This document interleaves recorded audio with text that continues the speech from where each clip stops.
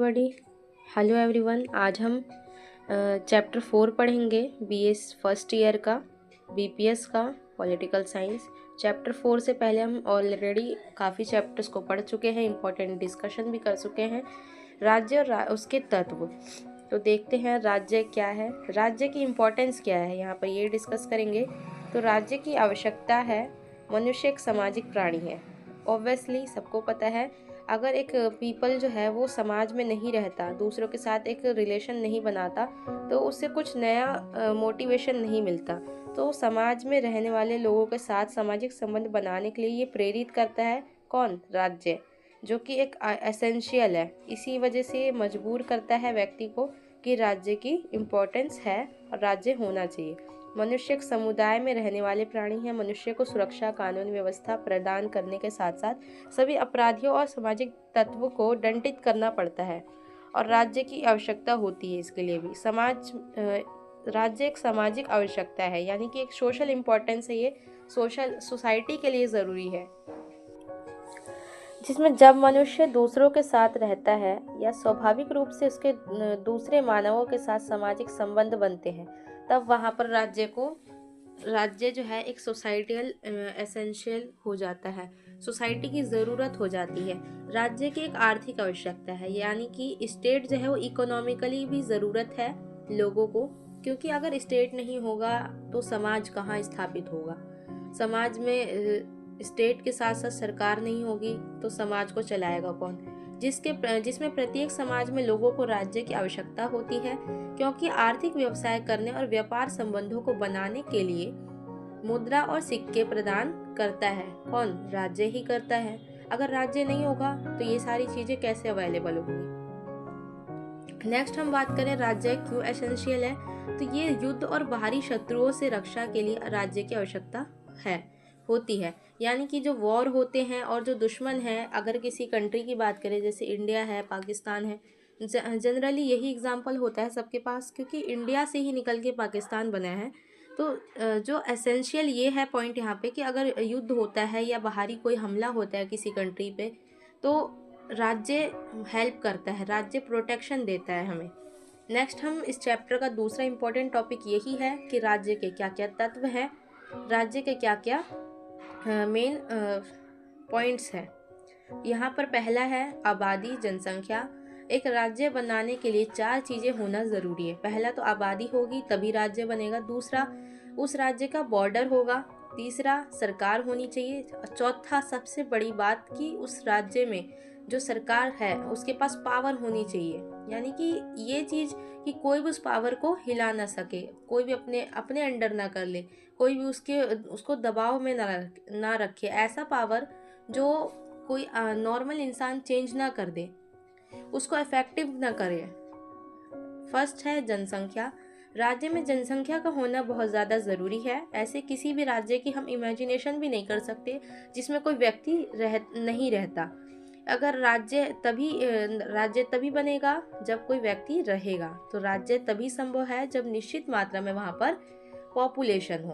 प्लेटो एक विद्वान है, थिंकर हैं, जो कहते हैं कि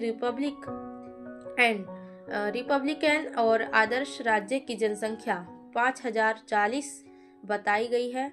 ऐसा उन्होंने एक अपने एक्सपेरिमेंट में और ऐसा थिंकिंग करके उन्होंने कहा, प्लेटो ने।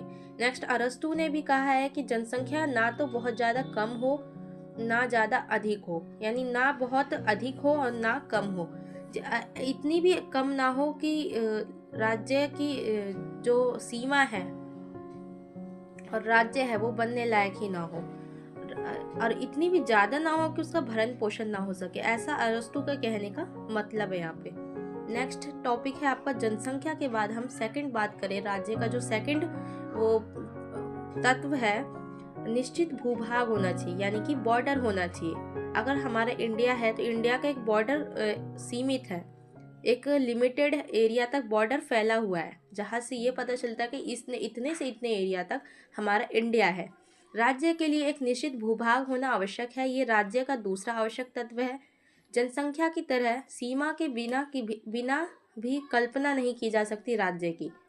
जैसे कि जनसंख्या हो, लेकिन अगर बॉर्डर ही ना हो तो कोई भी कंट्री की आउट ऑफ कंट्री का हमारे कंट्री के अंदर आ जाएगा और कुछ भी हो सकता है। तो बॉर्डर होना भी बहुत ज़रूरी है। ब्लंट शैली एक थिंकर है, वो कहते हैं यहाँ पर कि जैसे राज्य की व्यक्तिगत आधार जनता है, यहाँ पर मिस्टेक है, जनता को जानता लिखा है, जनता है यहाँ पर। राज्य की व्यक्तिगत आधार जनता है, उसी प्रकार उसका भौतिक आधार प्रदेश है, यानी कि देश। जनता उसी समय तक राज्य का रूप धारण नहीं कर सकती जब तक उसका कोई भी निश्चित प्रदेश ना हो।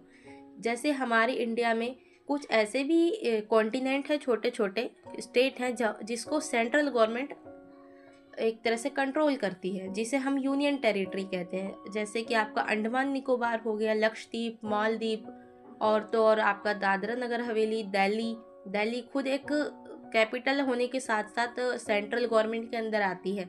हमारा जो दिल्ली जो स्टेट है, इसी वजह से उसको स्टेट और कैपिटल में हम नहीं काउंट करते, लेकिन फिर भी वो सबसे ज़्यादा इम्पॉर्टेंट है।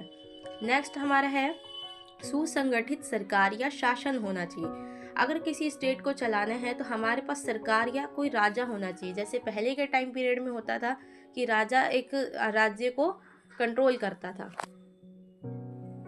राज्य का तीसरा महत्वपूर्ण आवश्यक तत्व राज्य में सरकार का होना है। राज्य में जो तीसरा जो एलिमेंट है, तीसरा जो तत्व है, उसमें सरकार का होना एसेंशियल है। सरकार को राज्य की आत्मा कहा जाता है।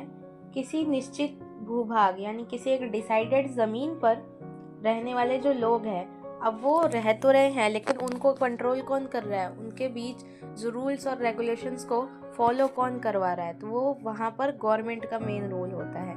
तभी इसीलिए राज्य के जो एलिमेंट हैं, स्टेट के एलिमेंट, उसमें सरकार का बहुत मेन रोल है। यहाँ पे राज्य की इच्छा और भावनाओं का पालन सरकार के द्वारा ही होता है। चौथा है आपका एलिमेंट संप्रभुता, यानी कि पावर, शक्ति। संप्रभुता को इंग्लिश में सोवरनिटी भी कहते हैं। संप्रभुता राज्य होने की पहचान है।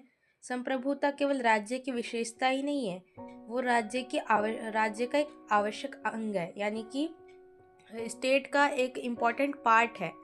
अगर किसी गवर्नमेंट के पास खुद की पावर ना हो तो कोई भी उस कंट्री के जो लीडर है उसको कठपुतली की तरह यूज़ कर सकता है, उनकी पावर को चेंज कर सकता है, उनकी पावर को अपने पास छीन सकता है। इसलिए कहा जाता है कि जो गवर्नमेंट है उसके पास पूरी पावर होनी चाहिए ताकि उसकी पावर को कोई अफेक्टिव ना कर सके। सो आई होप कि आपको ये वीडियो अच्छी लगी हो। ये था आपका BA फर्स्ट ईयर का पॉलिटिकल साइंस का चैप्टर 4 स्टेट एंड एलिमेंट, राज्य और उसके तत्व।